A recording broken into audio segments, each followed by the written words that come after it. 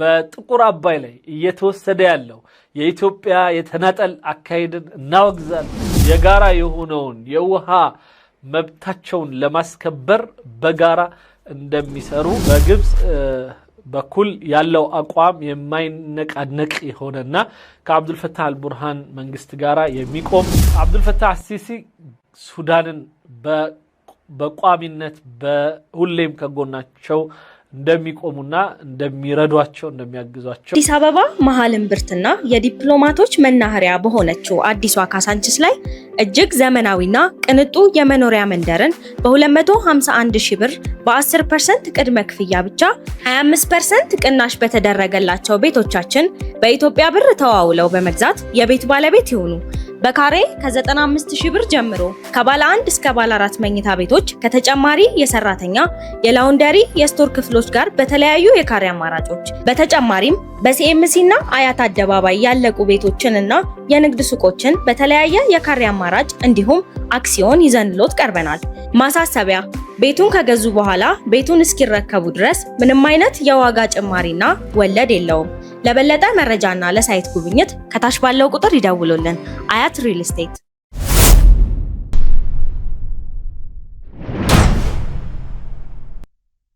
مشاهدينا ننوه إلى هذا الخبر العاجل حيث استقبل الرئيس عبد الفتاح السيسي في قصر الاتحادية الفريق أول ركن عبد الفتاح. እንግዲህ የመጀመሪያው የዛሬው ዜናችንን የምንከፍተውና ሰበር ዜና የሆነው አብዱል ፈታህ አልቡርሃን አልፈሪቁል አወል ይሉታል የኢታማዦር ሹም ነው የጦሩ የመጀመሪያው መሪ እና የሲያዳ ወይ መጅሊስ ሲያዳ ይሉታል እነሱ የዛ ዋና መሪ የልዕልናው ማዕከል መሪ የሆነው ሰው ዛሬ ወደ ግብጽ መጥቷል። البرهان رئيس مجلس السيادة الانتقالي لجمهورية السودان وذلك እንግዲህ አሁንም የሽግግር መንግስት ይሉታል ሱዳንን የሽግግሩ መንግስት መሪ ተደርጎ ያው ራሱን መርጧል። بحضور الدكتور بدر عبد العاطي وزير الخارجية والهجرة وشؤون المصريين في الخارج. እናም የአብዱል ፈታህ አልሲሲ አብዱል ፈታህ አልሲሲ ጋር በሚወያዩበት ወቅት አብሯቸው በድር አብዱል ዓጢ የተባሉት የግብጽ የውጭ ጉዳይ ሚኒስትርም አብሯቸው ነበሩ። والسيد اللواء حسن رشاد رئيس المخابرات العامة. ሌላው ሐሰን ረሻድ የተባሉት የግብጽ የደህንነት ክፍል ዋና ኃላፊም አብሯቸው ነበሩ። صرح المتحدث الرسمي باسم رئاسة الجمهورية بأن الرئيس السيسي رحب بزيارة الفريق أول البرهان إلى مصر مشيدا بما يجمع البلدين من علاقات أخوية راسخة وما تشهده من تطور ملموس في مختلف المجالات. እንግዲህ በሁሉም ጉዳዮች ላይ ከግብጽ ጋራ ባሏቸውና በሚያነካኳቸው ጉዳዮች በሙሉ ለመወያየት አብዱል ፈታህ አልቡርሃን ወደ ግብጽ የመጡ እንደሆነ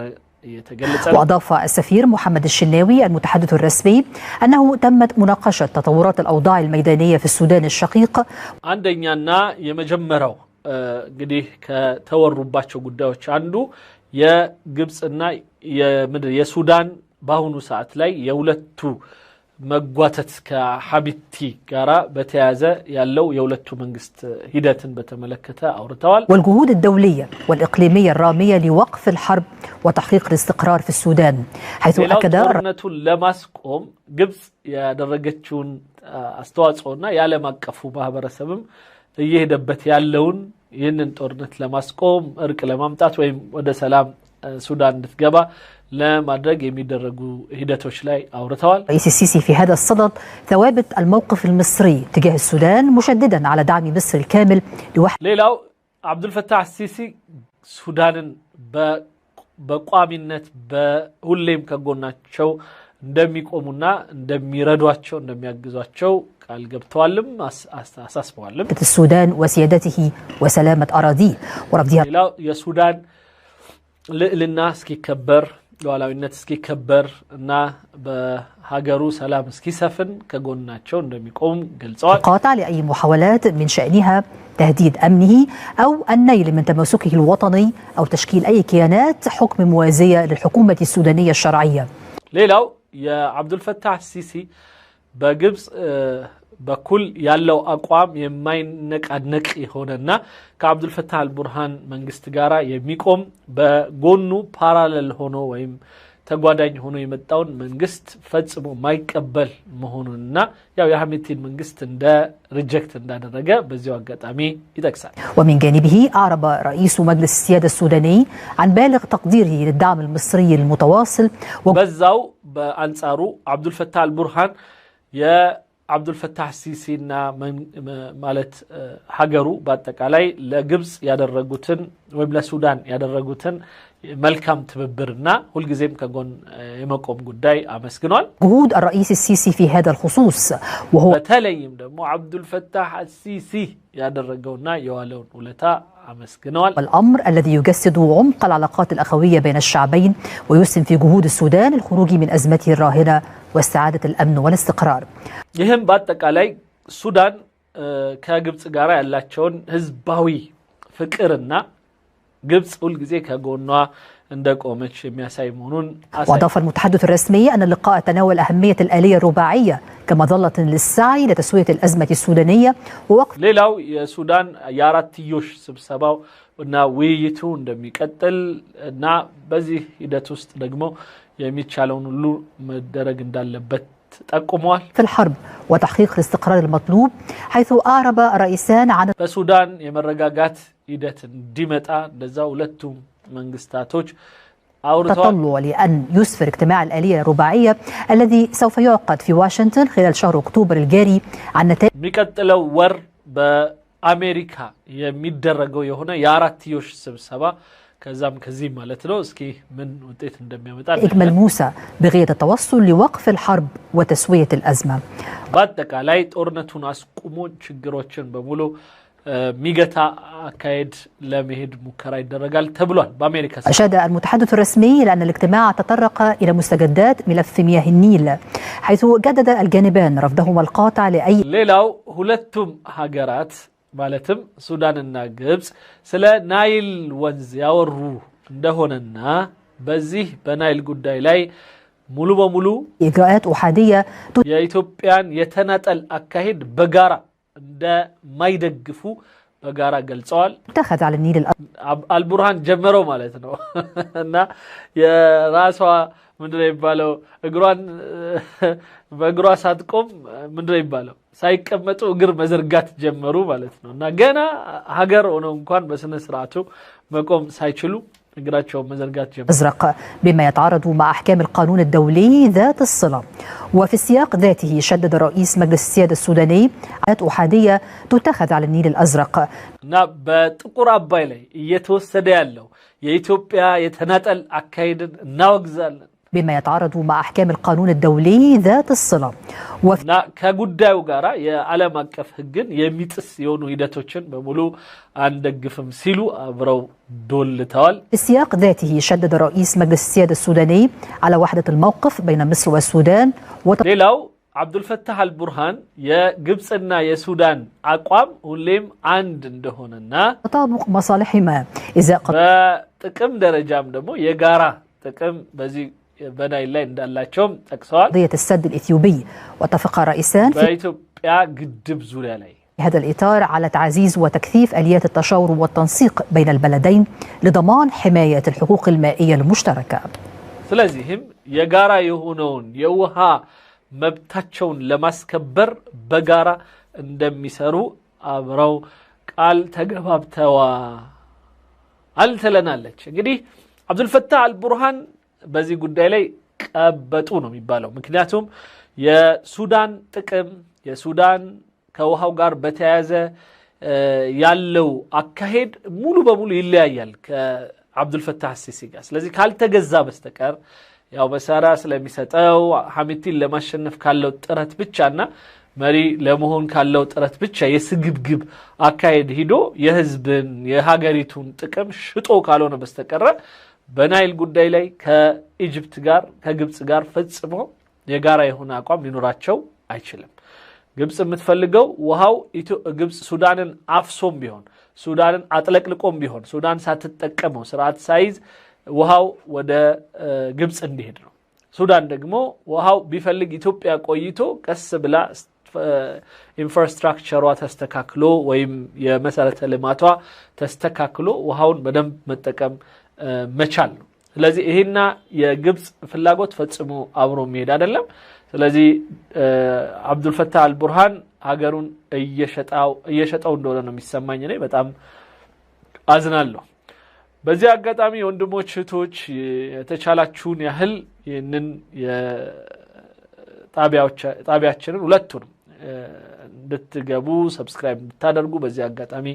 አደራ እላለሁኝ አዲስ አበባ መሃል እምብርትና የዲፕሎማቶች መናኸሪያ በሆነችው አዲሷ ካሳንቺስ ላይ እጅግ ዘመናዊና ቅንጡ የመኖሪያ መንደርን በ251 ሺህ ብር በ10% ቅድመ ክፍያ ብቻ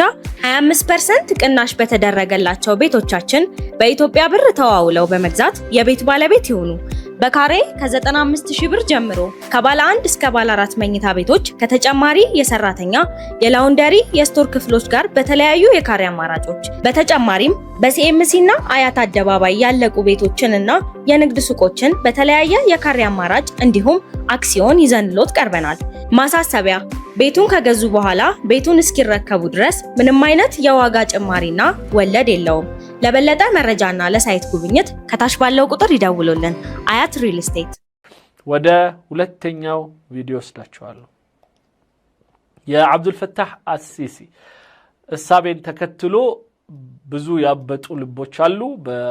እና በተለያዩ ሚዲያዎች ላይ እየቀረቡ የተለያዩ ነገሮች እያሉ ነው እስኪ እቺ ሴት ከአንድ እንግዳዋ ጋር ምን እንደምትል አብረን እንስማ تبقى قضية مياه النيل في مصر إحدى أكثر القضايا حساسية. كجبس قداوش مهكل يوها قداي هوليم سنسيتيف هنا ود هونو فيت لفيت يمتاي هونو يكتلال. إذ ترفض القاهرة بشكل قاطع أي مساس بحصتها التاريخية في مياه النهر. بنايل وهلاي يجبس تاريخاوي درشا ምንም እንዳይነካ ስትል ግብጽ የውሃውን መነካት ሙሉ በሙሉ ታወግዛለች ስለዚህ የናይል ውሃ ኢትዮጵያ ሳትጠጣ እንዳለ መላክ አለባት ማለት ነው እንግዲህ ይሄ ምን አይነት ጅኑን እንደሆነ ወይም እብደት እንደሆነ አላቅም تأتي الإجراءات الإثيوبية الأخيرة حول سد النهضة لتثير المخاوف والغضب المصري. የኢትዮጵያ የመጨረሻው የናይል አካባቢ ላይ ሂደት ግብጽን በጣም እንድትፈራና እንድትሰጋ ያደርጋታል دفع الرئيس عبد الفتاح السيسي لإعلان أن مصر لن تقف مكتوفة الأيدي أمام النهج الإثيوبي በዚህም የግብፁ መሪ አብዱል ፈታህ አሲሲ ግብጽ እጇን አጣጥፋ አትጠብቅም ብለዋል تصريحات تأتي بعد صور تداولها المصريون لغرق مناطق ريفية بفعل فيضان ይሁሉ የግብጽ ህብረተሰብ የተለያዩ ገጠራማ አካባቢ በግብጽ የውሃ መጥለቅለቅ ካጋጠመውና ያንን ከተመለከቱ በኋላ ነበር النيل وعقب إجراءات إثيوبية وصفتها القاهرة بالأحادية ይህም የኢትዮጵያ በግብጽ በኩል በተናጠል የተሄደ በሚል የሚከሰሰው የሆነው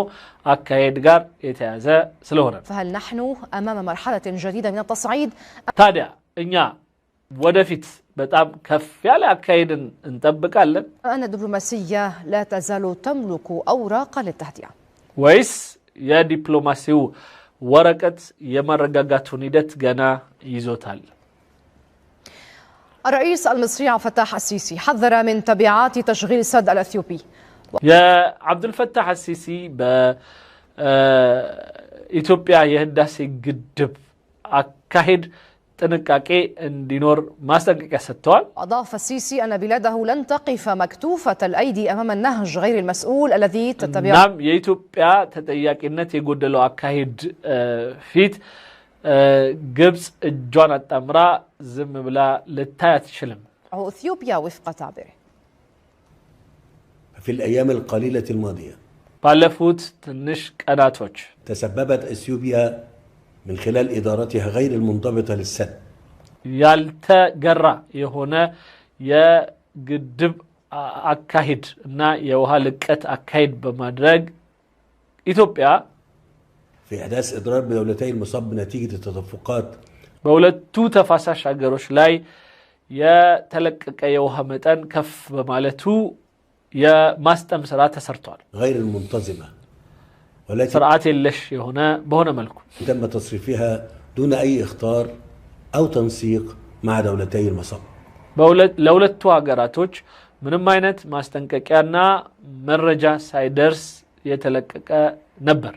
إلا أن مصر لن تقف مكتوفة الأيدي ነገር ግን ግብጽ እጇን አጣምራ አጣብቅም ግን አጣምሯል ለነገር አሲሲ الآن هو أصلا مكتوف الأيدي لا أدري ليش يقول أنه ليس مكتوف أمام النهج غير المسؤول الذي تتبعه أثيوبيا እና በኢትዮጵያ በኩል እየተሄደ ያለውን ልክ ያለውን አካሄድ ፊት እጇን አጣምራ አጣብቅም ستتخذ كافة التدابير ስለዚህ ግብጽ ሁሉንም አቅጣጫ ወይም አካሄድ ትሄዳለች لحماية مصالحها وأمنها المائي የውሃ እና ጥቅሟን በአጠቃላይ ለማረጋገጥ የደህንነት ጥቅሟን ለማረጋገጥ أيام تداول المصريون مشاهد لغمر مياه الفيضانات مناطق في ريف مصر خاصة في محافظة المنوفية በግብጽ አንዳንድ አካባቢዎች ላይ ከፍተኛ የሆነ የጎርፍ መጠን ታይቷል ከዛ ውስጥ የመኑፊያ የሚባለው አካባቢ ይጠቀሳል بسبب ارتفاع منسوب نهر النيل بشكل ملحوظ ما أدى إلى ይህም የሚታይ በሆነ አይነት መልኩ የናይል ውሃ መጠን ከፍ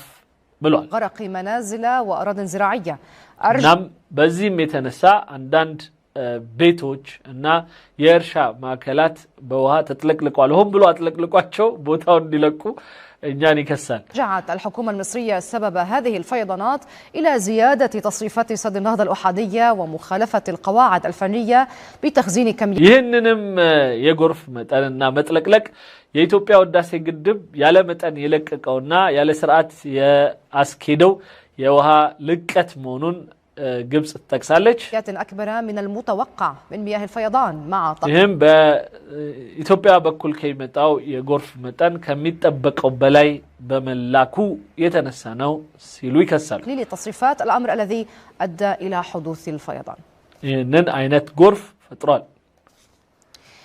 وفي أعقاب هذه الفيضانات في مصر توجه وزير الخارجية المصري بدر عبد العاطي إلى السودان هذه المرة በዚህ ጎርፍ ሂደትም ይሁን ችግሮች ውስጥ በመናልፈበት ሁኔታ አብዱልፈታህ አልቡርሃን ደግሞ ወደ ግብጽ ሄደዋል التقى هناك قائد الجيش السوداني عبد الفتاح البرهان في بورت سودان تناول اللقاء عددا من الملفات في مقدمة سوري ይሄ የሲሲ ሳይሆን ከሱ በፊት ሌላ ሰው ወደ ቦር ሱዳን ሄደው ነው السودان هذه المرة التقى هناك قائد الجيش السوداني عبد الفتاح البرهان فات الأمر الذي أدى إلى حدوث الفيضان وفي أعقاب هذه الفيضانات في مصر توجه وزير الخارجية المصري بدر عبد العاطي إلى السودان إيه نو عبد الفتاح البرهانن ودا ሲሲ እንዲመጣና ከዛም የናይል ጉዳይ ላይ መግለጫ እንዲሰጡ ያደረገው ነገር ምንድነው ካለን በድር አብዱል አጢ ድምጹን አጥፍቶ ወደ ሱዳን ሄዶ ነበር ስለዚህ አሁን ገና ነው የምታወራው እሷ ምንም አይነት ዜና አልተሰራበትም እኛም አልሰማንም አሁን ገና ጠባረጓት ማለት ነው አብዱል ፈታህ አልቡርሃን ግብጽ የሱዳኑ መሪ ከአብዱል በድር አብዱል አጢ ጋራ የውጭ ጉዳይ ሚኒስትሩ ቀድሞ ተገናኝቶ አባብሎ ምናምን ጨርሶ ነው ያመጣው ማለት ነው هذه المرة التقى هناك قائد الجيش السوداني عبد الفتاح البرهان في بورت سودان تناول اللقاء بورت سودان የሚባለው ቦታ ከአብዱል ፈታህ አልቡርሃን ጋር ተቀምጠው ነበር عددا من الملفات في ብዙ ፋይሎችን ያወሩ ቢሆንም مقدمتها ملف الأمن المائي ከሁሉም ቀድሞ ግን ያወሩት የናይል ውሃ ጉዳይ ላይ ነው አዲስ አበባ መሃል እምብርትና የዲፕሎማቶች መናኸሪያ በሆነችው አዲሷ ካሳንቺስ ላይ እጅግ ዘመናዊና ቅንጡ የመኖሪያ መንደርን በ251 ሺህ ብር በ10% ቅድመ ክፍያ ብቻ 25% ቅናሽ በተደረገላቸው ቤቶቻችን በኢትዮጵያ ብር ተዋውለው በመግዛት የቤት ባለቤት ይሁኑ። በካሬ ከ95 ሺህ ብር ጀምሮ ከባለ 1 እስከ ባለ 4 መኝታ ቤቶች ከተጨማሪ የሰራተኛ የላውንደሪ የስቶር ክፍሎች ጋር በተለያዩ የካሬ አማራጮች በተጨማሪም በሲኤምሲ እና አያት አደባባይ ያለቁ ቤቶችንና የንግድ ሱቆችን በተለያየ የካሬ አማራጭ እንዲሁም አክሲዮን ይዘንሎት ቀርበናል። ማሳሰቢያ፣ ቤቱን ከገዙ በኋላ ቤቱን እስኪረከቡ ድረስ ምንም አይነት የዋጋ ጭማሪና ወለድ የለውም። ለበለጠ መረጃና ለሳይት ጉብኝት ከታች ባለው ቁጥር ይደውሉልን። አያት ሪል ስቴት